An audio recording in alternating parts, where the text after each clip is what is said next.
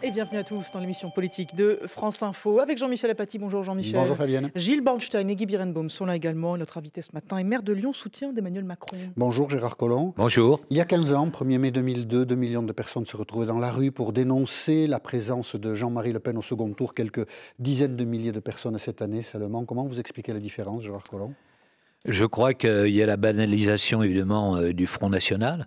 Et puis en même temps, cette crise économique qui sévit en France depuis maintenant une quinzaine d'années, et donc qui fait qu'un certain nombre de gens sont dans une situation difficile.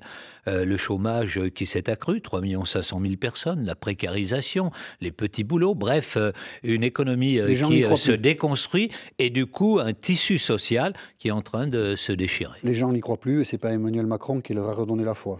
Ah, je crois qu'il est en train de redonner la foi. Il faut effectivement le voir demain à l'œuvre. Mais on voit bien que le fait qu'il arrive en tête, alors qu'il y a un an, il n'était pas connu, ça veut dire que dans le pays, il a ressuscité une certaine espérance. Et donc, moi, si je me suis engagé, c'est évidemment pour revenir sur ce qui s'est détruit au cours des 10-15 dernières années. Vous voyez, une économie qui a détruit 750 000 emplois industriels, donc des centaines de milliers de chômeurs dans nos régions, dans les régions qui ne se sont pas transformées. Il faut changer tout cela et redonner confiance aux Français. Gilles Bornstein. Alors hier, c'était la dernière grande journée de meeting. Emmanuel Macron à la Villette et Marine Le Pen à Villepinte, où elle a tenu des propos assez virulents contre Emmanuel Macron. On l'écoute. Hollande, pas très loin d'ici, c'était au Bourget, disait en 2012, « Mon véritable adversaire, c'est le monde de la finance ». Aujourd'hui, l'adversaire du peuple français, c'est toujours le monde de la finance. Mais cette fois, il a un nom, il a un visage, il a un parti et il présente sa candidature et tous rêvent de le voir élu. Il s'appelle Emmanuel Macron. Est-ce que Marine Le Pen ne frappe pas là où ça fait mal? C'est-à-dire que le profil d'Emmanuel Macron, il y a quelque chose qui passe pas, quoi. Il a du mal à rassembler. Non, si vous voulez, je crois qu'elle essaye surtout de masquer le vide sidéral de sa pensée et de son programme. Parce que, si vous voulez, par le passé, jusqu'à la semaine dernière, elle avait un programme que moi, je trouvais qu'il allait... Pardonnez-moi, attendez, pardonnez-moi, oui. Je vous parlais d'Emmanuel Macron. Mais je vais y venir, je vais y venir. Alors, vous allez répondre à la question. Je vais y venir, si vous voulez bien. Je termine ma pensée. Jusqu'à la semaine dernière, on pouvait penser qu'elle avait un programme. Le changement de pied qu'elle a fait sur la sortie de l'euro, qui devait financer tout son programme, est aujourd'hui absolument considérable. Et donc, il n'y a plus de programme du tout. Comme elle n'a plus de programme économique, qu'est-ce qu'il faut qu'elle fasse? Qu'elle attaque, et si possible, en dessous de la ceinture. C'est ce qu'elle sait le mieux faire, mais cela donne une idée de ce que serait la France de demain. Mais ça sonne juste quand même. Macron banquier, on voit que ça porte même à gauche, ça porte chez les partisans de Jean-Luc Mélenchon. Il y a quelque chose qui porte et qui peut-être... à la base de difficultés pour rassembler. Si vous voulez, moi je connais bien Emmanuel Macron, ça fait 1 an maintenant qu'on travaille ensemble. C'est quelqu'un qui effectivement a eu un parcours brillant, qui est allé dans le privé, et c'est assez rare. Il a décidé de venir servir la chose publique, de s'engager d'abord dans l'administration, de s'engager ensuite en politique. C'est finalement une vie avec laquelle il a d'une certaine manière rompu pour servir notre pays, pour essayer de faire passer un projet, parce qu'il avait vu en regardant ce qui se passait dans tous les pays du monde, quelles étaient les failles de la France, quelles étaient nos problématiques, et donc il voulait leur apporter une solution. Mais rompu avec la vie, effectivement, de banquier, pas rompu avec l'image, c'est ce que disait Gilles Bornstein à l'instant. Pourquoi est-ce qu'on entend encore dans les meetings le banquier contre Marine Le Pen? Pourquoi est-ce que ça, on n'arrive pas à s'en débarrasser? Mais parce que, évidemment, c'est quelque chose de caricatural, et donc il vaut mieux faire une caricature de ses adversaires que de combattre leurs pensées. Parlons du programme d'Emmanuel Macron, de ce qu'il veut faire dans tous les domaines, en matière de revitalisation économique, de libération du travail, mais en même temps de protection des salariés. Vous voyez, il a derrière lui un certain nombre d'intellectuels. Quelqu'un comme Jean Tirole, par exemple, qui dit ce n'est pas l'emploi qu'il faut protéger, parce que les choses changent, parce qu'il y a une accélération des mutations technologiques, ce sont les personnes. Et c'est ça le programme d'Emmanuel Macron, faire en sorte que les personnes puisse effectivement se projeter à nouveau dans la société, dans une société qui est en train de changer à grande vitesse. Alors demain, Monsieur Collomb, c'est le débat. Est-ce que vous ne redoutez pas l'inexpérience d'Emmanuel Macron dans un exercice de ce genre en face à face ?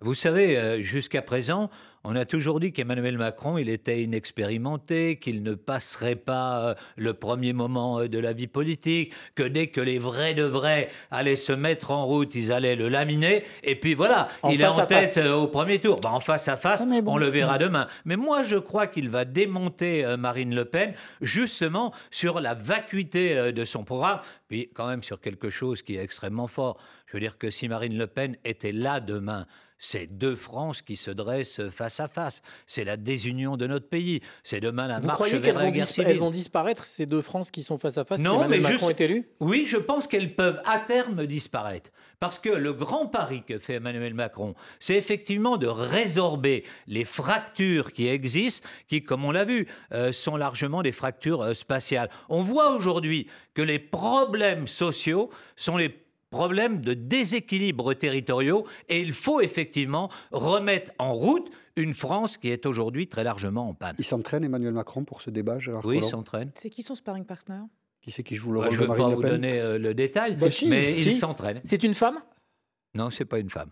Mais dites-nous, racontez-nous. C'est un homme qui joue le rôle de Marine Le Pen. Non, mais elle essaye de rôder les arguments, c'est bien, on les a vus en meeting de campagne. Vous avez participé déjà à plusieurs campagnes, c'est un débat qu'on aborde comment ? Quel conseil vous donnez à Emmanuel Macron ? On a commencé à parler hier soir donc de la façon dont il comptait aborder les choses, et je dois dire qu'il l'aborde de manière très sereine. Peut-être a-t-il tort, mais en tout cas, il veut effectivement combattre les idées de Marine Le Pen de manière assez radicale. Il a tort, vous voulez dire il a trop confiance en lui ? Non, il n'a pas confiance en lui, il a raison d'avoir confiance en lui. Non, vous dites qu'il a peut-être tort. Tort de quoi ? Il est trop sûr de lui. Il a peut-être tort. Ah non, je dis qu'en tout cas, il veut affronter Marine Le Pen sur le fond, pas simplement se contenter de garder les 59% ou les 60% qu'il a aujourd'hui, parce qu'il lui semble que les idées de Marine Le Pen sont dangereuses pour notre pays. Et cette discussion continue dans 1 minute sur France Info, il est 8h40. Victor Maté est là. Avec Marine Le Pen, prise en flagrant délit de plagiat des passages de son discours d'hier, copiés mot pour mot sur un texte de François Fillon. L'équipe de la candidate d'extrême droite tente de se défendre. Cela montre que Marine Le Pen n'est pas sectaire. Les défilés contre la présence du FN au second tour pour beaucoup moins suivis qu'en 2002. Pour ce 1er mai, hier, entre 140 et 280 000 manifestants dans toute la France, quelques dizaines de milliers à Paris et des violences dans le cortège parisien. 6 policiers blessés, dont 2 grièvement. Angela Merkel en Russie, une première depuis 2015. La chancelière allemande qui rencontre aujourd'hui Vladimir Poutine à Sotchi pour reprendre le dialogue sur la crise ukrainienne. Et puis Donald Trump est prêt à discuter avec ses ennemis au plus fort des tensions avec la Corée du Nord. Le président américain se dit disposé, il en serait même honoré à une rencontre avec le leader Kim Jong-un. France Info. Gérard Collomb est avec nous sur France Info jusqu'à 9h dans l'émission Politique Question. Gilles Bornstein. Alors hier, toujours à Villepinte, Marine Le Pen a demandé des éclaircissements à Emmanuel Macron. Je lui demande une fois encore de nous dire la vérité et de dire à quelle sauce il veut manger les Français. Qui sera son Premier ministre ? Combien de députés socialistes sortants seront investis par son mouvement aux législatives ? Qui sera son Premier ministre, Gérard Collomb ? Je vous le demande. Vous savez, Emmanuel Macron essaye d'enchaîner les étapes les unes après les autres. Vous voyez, il y a un an, cela n'existait pas. Dimanche soir dernier, à l'issue du premier tour, on avait le sentiment qu'il se voyait déjà élu. Donc Non, je crois qu'il n'a jamais eu ce sentiment. Il avait passé un cap important. Parce que, si vous voulez, le cap important, ce n'était pas simplement d'être qualifié pour le second tour. Son challenge, son pari, c'était d'arriver devant Mme Le Pen, de la faire reculer. Je vous rappelle qu'il y a 3 ou 4 mois, elle était donnée gagnante à 30% au premier tour. Donc, évidemment, le fait qu'elle arrive derrière était quelque chose d'extrêmement important. Vous le connaissez, son Premier ministre ? Personne ne le connaît encore. Vous en avez parlé avec lui ? Qu'il n'est pas choisi. On commence à parler effectivement de la suite, parce que cela va venir extrêmement rapidement. Lui, sans doute, le connaît, mais il n'en parle évidemment encore pas. Ça peut être vous ? Ça ne sera pas moi. Moi, je n'aspire à Ça rien. ne sera pas vous. J'aide Vous le dites. Emmanuel Macron. Et ça veut J'aide dire- Emmanuel Macron, c'est mon rôle aujourd'hui. Et ça veut dire qu'il l'annonce dès la sortie du deuxième tour s'il est élu. Est-ce que c'est une question Vous savez, de les jours, d'heures, choses de vont semaines s'enchaîner assez rapidement, hein. C'est-à-dire que dès le lendemain, effectivement, de l'élection, dans la semaine qui vient, tout s'enchaîne. Nomination d'un Premier ministre, Dès le lendemain, et dans la ensuite, semaine. formation d'un Le gouvernement. lendemain dans la semaine. Dès le lendemain de l'élection, s'il est élu. Si vous voulez, s'il est Oui. élu. Ouais. Nous sommes le 7 mai. Il se passe d'abord quelque chose, c'est que le lendemain, c'est le 8 mai. C'est Et souvent donc, il y le a cas. des cérémonies qui font que cette journée est une journée protocolaire. Et le véritable commencement, c'est effectivement le 9 mai. Vous où souhaitez tout que ce soit commence. un homme de gauche, enfin un homme ou une femme de gauche ou un homme ou une femme de droite? Mais si vous voulez, je pense que ce que veut faire Emmanuel Macron, c'est un large rassemblement. Oui, mais le Premier ministre, il n'y aura qu'une personne, donc il sera soit de Oui, gauche, soit de droite, ça soit sera du centre. quelqu'un qui sera progressiste, qui Certes. viendra du cœur de son projet, je pense, et donc qui portera les réformes qu'il veut mener, qui sont à la fois de libérer, mais en même temps de protéger, de Plutôt de faire en gauche ou sorte plutôt de que droite les salariés puissent effectivement voir leur sort s'améliorer dans les premières années, dans les prochaines années, parce que c'est quelque chose qui est aujourd'hui vital. Si nous échouons dans ce quinquennat, alors évidemment, la prochaine fois, Marine Le Pen sera présidente de la République. Alors évidemment, vous ne nous donnerez pas de nom, mais quand vous dites au cœur de son projet, ça veut dire quelqu'un qui l'a soutenu dès avant le premier tour. Quelqu'un qui effectivement correspond à l'aspect central de son projet. Et donc quelqu'un qui était là avant le premier tour et pas des ralliés de la 25e heure. Au premier rang du meeting hier à la Villette, on a vu Bertrand Delanoë, Jean-Yves Le Drian, Daniel Cohn-Bendit, pas mal de gens. Et puis on a vu aussi une petite surprise, Ségolène Royal. Je crois qu'en effet, on a besoin de mettre à l'écart les vieux appareils pour construire des forces qui dépassent les clivages anciens et les clivages droite-gauche anciens pour trouver des solutions nouvelles. On dit des coucous qui vont facilement dans le nid des autres, c'est le cas de Ségolène Royal. En même temps, Ségolène Royal, à son époque, elle avait essayé de faire quelque chose de nouveau et donc de transcender un peu les On parle pas clivages d'histoire, on parle traditionnels. de... Mais évidemment, ça Ça vous appartient embêtait? Non, à une autre histoire. On va pas tourner autour du pot, ça vous embêtait de l'avoir là, de récupérer un peu le truc? Mais toutes celles et tous ceux Oui, ça qui... vous embêtait. Je crois que vous n'allez pas le dire, mais on sent que ça vous embêtait. Un petit peu. Mais non, absolument pas. Si, ça se vous voit. voulez. Ça se voit, ça se voit. Lorsque l'on Ceux construit qui ont une l'image grande le voient, majorité et ceux qui en à le son l'entendent. 60%, Il faut vous avez noter. évidemment des gens qui sont plus proches de vous que d'autres. Mais Ségolène Royal était la bienvenue. Mais, mais attendez, elle l'a fait comme un coucou, c'est-à-dire en passant un coup de fil de meilleur avant en disant j'arrive, ou est-ce qu'il y avait un siège à son nom? Est-ce que vous saviez qu'elle allait Oui, il y venir? avait un siège quand même à son nom. Elle avait prévenu quelques Suffisamment. heures avant qu'elle venait. Et là, tous ces gens, alors certains ont dit, voilà, Delanoë, Royal, Le Drian, tout ça, c'est pas neuf, quoi. Hein. On nous dit Emmanuel Macron, c'est un renouvellement. Bon, des fois, on cherche. Vous un peu. verrez les candidats qu'il présentera. La plupart seront des gens nouveaux, Aux législatives, jeunes, qui élections législatives. représentent effectivement un changement de la vie politique française. On verra, on regardera ça. Guy Birenbaum. Dimanche soir, Jean-Luc Mélenchon a demandé un geste à Emmanuel Macron, notamment de retirer son projet de réforme du Code du travail. Et hier, pendant ce même meeting, Emmanuel Macron a changer refusé. le programme, à dire faites une concession, rassemblez. Je ne le ferai pas pour deux raisons. Les Françaises et les Français se sont exprimés et ont choisi le projet qui porte ces réformes. Je ne vais pas les trahir. Donc ces réformes, nous les avons conçues, nous les avons portées, nous les ferons. Est-ce que c'est comme ça qu'on passe de 8 millions à 16 ou 17 pour gagner l'élection, en envoyant au plot ceux qui demandent? Si vous vous souvenez Au pelote, oui. de la séquence loi du travail, vous Oui. vous souvenez peut-être qu'Emmanuel Macron voulait porter une loi plus large qui s'appelait la loi Noé. Et on a fait la loi Nouvelles El Khomri. orientations Et- économiques. Comment? Nouvelles orientations Voilà, économiques. absolument. Ça Oui, veut dire que Noé, pour c'était lui, pas l'arche, oui. Voilà. ça veut dire que pour lui, ce n'était pas simplement la loi telle qu'elle a été votée, mais un paquet beaucoup Mais c'est plus pas ça, large ma qui question. permettait de transformer la C'est pas France. ça ma question. Ça veut Non, dire mais c'est la réponse de qu'il Gérard va Collomb. il va englober la loi El Khomri dans une réflexion plus large sur ce que doivent être aujourd'hui l'entreprise, les rapports avec les salariés, les syndicats à l'intérieur de l'entreprise, comment doit se faire la négociation globale. Lorsqu'il dit, par exemple, je vais pouvoir prendre les premières mesures par Mais, ordonnance. Monsieur Ça Collomb- veut dire que c'est un paquet global Très bien. qui doit permettre de transformer notre Les, société. les 7 millions d'insoumis, enfin les 450 000 qui ont voté se prononcent aujourd'hui. Est-ce que vous pensez que c'est comme ça qu'on les convainc? Mais si vous voulez, on les convainc en leur disant regardez, entre quel type de société et quel autre vous avez aujourd'hui à choisir. Il n'y aura pas de retour en arrière avec Marine Le Pen.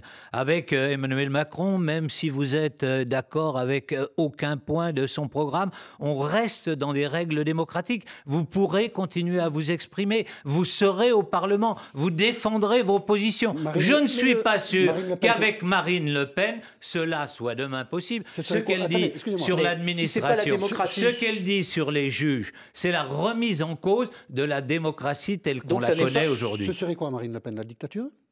La fin Vous du Parlement? savez, moi, j'ai connu évidemment des époques, parce qu'on était marqué par cela, où un certain nombre de gens dans d'autres pays ont dit « je ne prends pas parti », parce qu'effectivement, ce n'est pas ma conception de la société. On l'a vu par exemple en Italie, et il y avait une opposition très forte entre les communistes, les socialistes, et les uns et les autres ont dit « on ne travaille pas ensemble ». Et à la fin, ils ont eu le fascisme.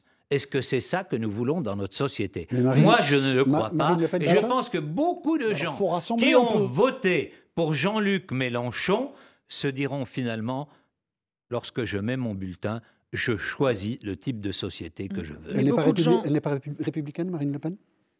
Je crois qu'elle n'est pas républicaine. Elle est quoi?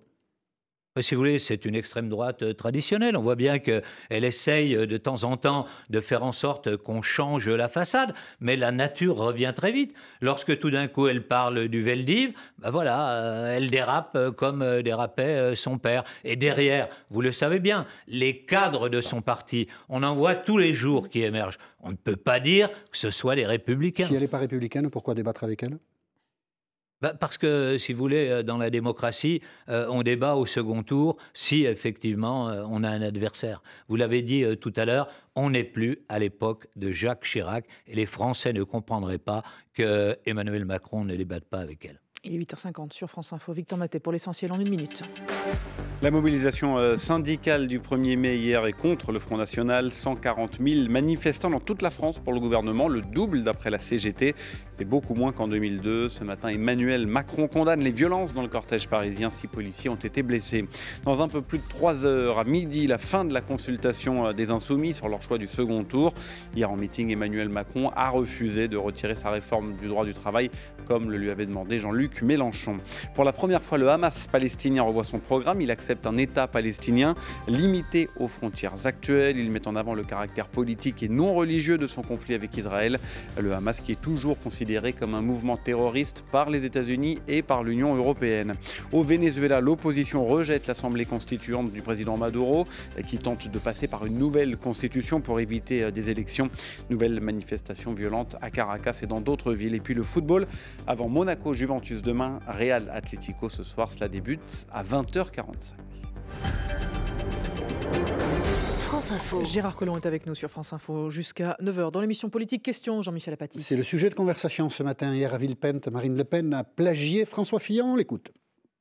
3 façades maritimes. La Manche et la mer du Nord, ouvertes sur le monde anglo-saxon et sur l'immensité septentrionale. La façade atlantique qui nous ouvre depuis des siècles, le grand large et qui nous livre ses aventures. La façade méditerranéenne, foyer de civilisation parmi les plus vieilles et les plus riches de l'histoire. Voilà, montage réalisé par Ridicule TV. Qu'est-ce que vous en pensez, Gérard Collomb? C'est ridicule. Je veux dire qu'on voit bien qu'il n'y a pas de programme, qu'il n'y a pas d'idée.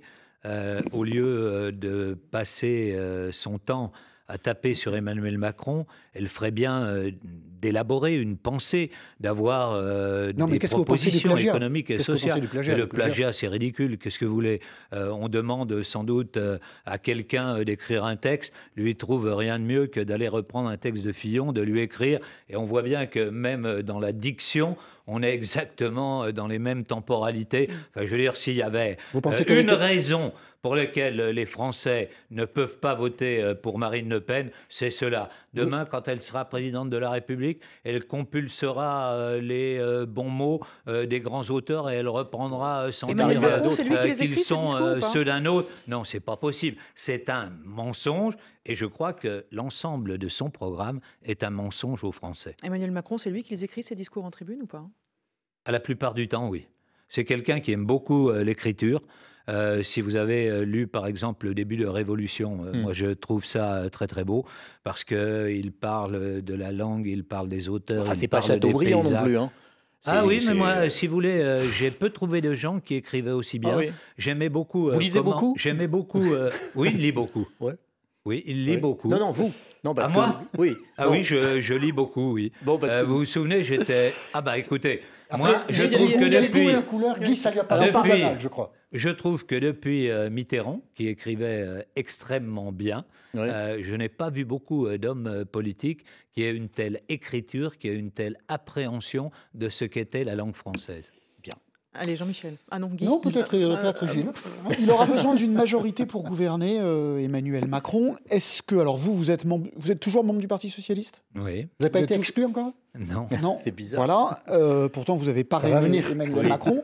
Est-ce que vous pensez qu'il devrait faire une alliance avec le Parti Socialiste ? Je pense, si vous voulez, qu'il va permettre à un certain nombre de gens qui appartiennent à En Marche de pouvoir se présenter et de renouveler la vie politique. Parce qu'aujourd'hui, on le sent bien, il y a besoin d'un renouvellement profond. Alors après, évidemment qu'il devra rassembler de manière plus large et qu'il devra passer un certain nombre d'alliances avec à la fois la gauche réformiste, en même temps le centre, c'est déjà fait, des gaullistes sociaux qui aujourd'hui ne se reconnaissent pas dans l'orientation que veut par exemple impulser quelqu'un comme Laurent Wauquiez aux Républicains, c'est-à-dire une ligne très à droite, finalement assez proche de ce que peut proposer Dupont-Aignan, de ce qu'il proposait avant son alliance avec Marine Le Pen. Pas au Parti socialiste en tant que parti, mais effectivement rassembler un certain nombre des socialistes réformistes, oui. En tout cas, il y aura des candidats En Marche dans 577 circonscriptions, c'est ça ? Oui, ils seront estampillés En Marche, oui. Voilà, c'est ça. Alors, il y aura beaucoup de candidats. Je ne sais pas trop comment se présentera l'élection législative, mais ce sera difficile. Manuel Valls, par exemple, qui a soutenu Emmanuel Macron dès le premier tour, hors de question qu'il ait une investiture En Marche ? Moi, je pense que quelqu'un comme Manuel Valls, s'il continue son positionnement, il a été d'une certaine manière courageux. On a dit c'est une trahison, mais il fallait effectivement pouvoir faire ce qu'il a fait. Moi, je pense qu'il peut à un moment donné rejoindre le mouvement que veut impulser Emmanuel Macron. Si le Parti socialiste n'investit pas Manuel Valls, En Marche pourrait le faire ? C'est pas moi qui suis chargé des investitures. Moi, je pense à titre personnel qu'il n'y a pas de problème pour que quelqu'un comme Manuel Valls puisse effectivement avoir une investiture, en tout cas ne pas avoir de candidat contre lui. Il faudrait qu'il rende sa carte, pardon ? Il faudrait qu'il rende sa carte, du coup, Manuel Valls ? Et vous savez, je pense que le drame du Parti socialiste, quand même, 7% des voix pour le Parti socialiste, c'est quand même quelque chose de terrible. C'est qu'on n'ait pas clarifié la ligne depuis des années. Vous me connaissez, cela fait des années et des années que je demande une clarification de la ligne au sein du Parti socialiste. Et c'est parce qu'il n'y a pas eu cette clarification de ligne, parce qu'il n'y avait pas de programme précis, parce que les Français ont eu l'impression d'avoir été floués, que ce quinquennat a été gâché. Gilles Bornstein. À droite, vous diriez la même chose ? Par exemple, pour NKM, vous souhaitez qu'elle n'ait pas de candidat En Marche face à elle ? Mais je pense qu'il faut que les gens, dans les prochaines semaines, après l'élection présidentielle, évidemment, se prononcent.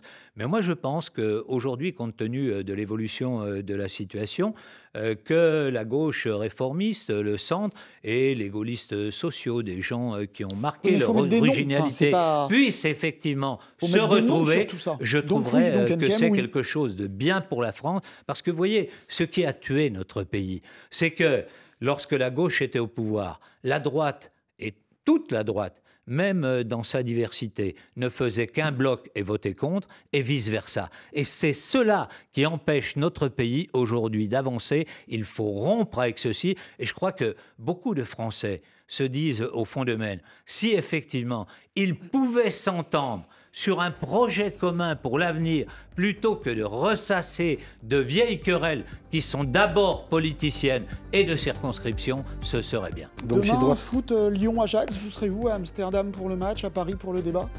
Je serai demain à Paris.